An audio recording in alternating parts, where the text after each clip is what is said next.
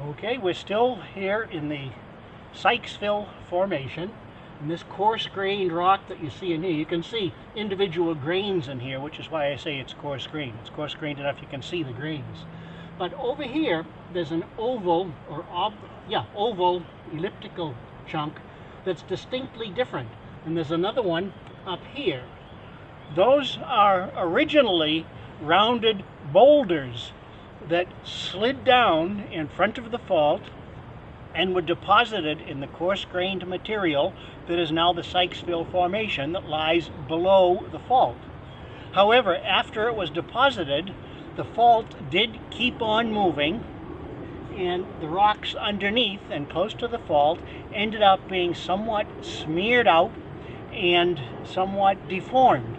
So these originally rounded rocks are now lens-shaped because of the deformation that has taken place since they were deposited. The fault itself, as I described earlier, has been folded over into a hairpin shape, and then that hairpin shape has itself been bent again. Now, the erosion surface here cuts across that fold.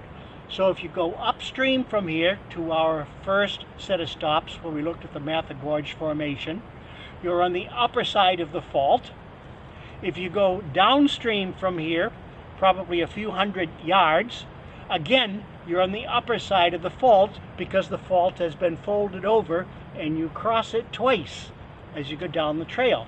Now we're looking at the stuff that's on the inside of that fold, which is the stuff that was deposited below the fault before it was folded into that hairpin shape. Now here we're finding chunks of rock, boulders, small boulder size. As I described a few minutes earlier, some of these boulders are half a mile long.